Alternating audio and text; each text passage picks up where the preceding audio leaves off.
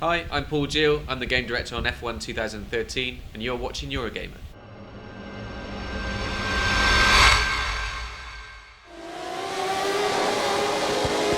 Welcome race fans, I'm Ian Higton from Eurogamer, and I recently went over to Codemasters Birmingham studio to talk to F1 2013's game director Paul Jeal about the online multiplayer modes. I even managed to capture some brand new gameplay footage straight from the Xbox build while I was there, which is cool. It's not me driving though, I'm bloody rubbish at racing games, so I got a developer to drive instead so he could show off exactly how the real pros take on the circuits. Oh.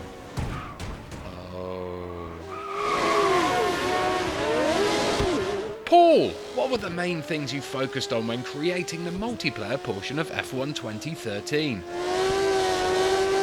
There's two focuses from our point of view. There's the what's new and what needs to be improved. So what's new's obviously been in the public domain for a while now. It's classic content. There's a lot of undertaking there to take that component of the game across into multiplayer. So that's 1980s cars, 1990s cars on the tracks, and getting them all functioning so that people can race against each other and compete against each other in the longer races as well. So you can do a 100% classic race if you want. You can kind of jump between modern tracks and classic tracks depending on which sort of car configurations you want. So there's a lot of work been going into that. And then I guess from the other side, it was trying to work on two things and improve them from last year's game. The first one was online equal performance. There are two ways to play multiplayer games online, really. The first is that you would take the base performance of the cars as they are in real life, and then you got the ability to be able to sort of outperform your car. So if you look at Formula 1 at the moment, you've got Daniel Ricciardo.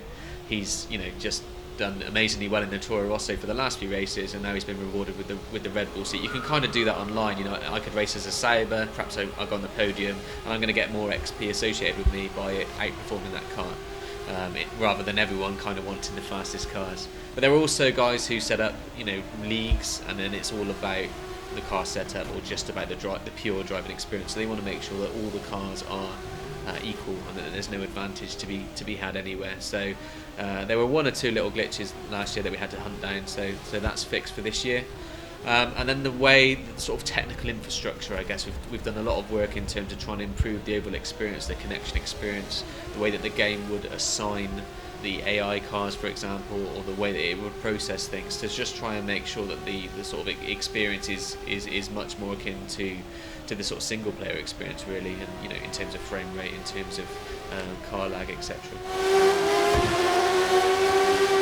F1 2013 of course has a heavy emphasis on realism, especially surrounding the tracks, handling, tyres, AI and so on, but are there any chances to create fantasy races in multiplayer by mixing modern day vehicles with classic tracks or vice versa? Could we even set up races where some people race classic cars while others race modern ones?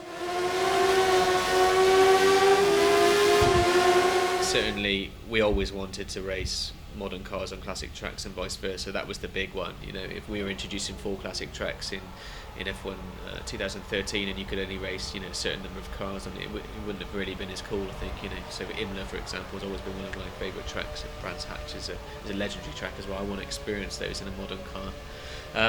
When you think about mixing and matching different era cars against each other, and that gets difficult for licensing reasons, but it also gets difficult because of the way that we deal with stuff in the game. So there are less cars on a classic grid, but then we do more stuff with it. So for example, the pit crew stuff all works different, the garage stuff is completely different, the audio sounds which we've been able to record for the classic cars, so we're using that memory elsewhere. So at the moment we're right at the limit of the current gen of consoles. So licensing issues aside, it would have been impossible to race specific cars. I mean, you certainly, when you watch those Top Gear challenges and you see, this car goes off with a 40-second lead, and then this car goes, and this car, it would have made it quite a cool scenario. But it's a licensing challenge and a technical challenge as well.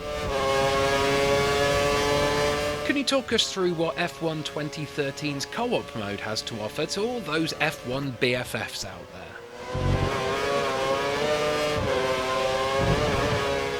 I guess co-op's just a tightened experience of what it was last year, really. We were certainly looking at a couple of additions to co-op, which may well drop at a later date via RaceNet. but the experience as a whole has just been fine-tuned a little bit, and it just gives you something different to the multiplayer experience. So multiplayer, it's about you, it's about overachieving.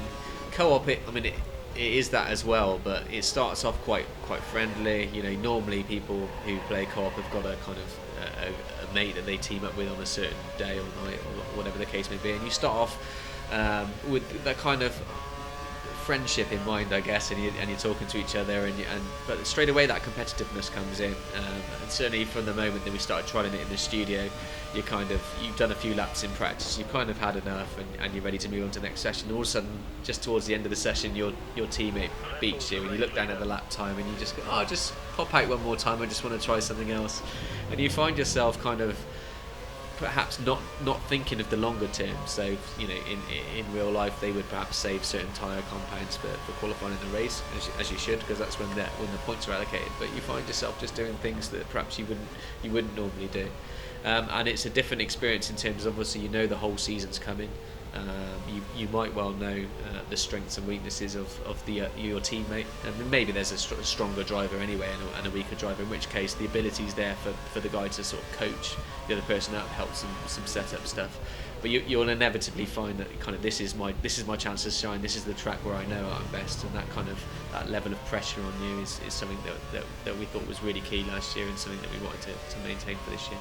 Cheers, Paul. So all you die-hard F1ers out there, look like you'll be getting a tighter, more refined multiplayer experience for this instalment. Codemasters' push for online fairness almost matches its push for authenticity, and F1 2013 looks like it's going to be the definitive version for those of you who are gagging for some solid, competitive online F1 action.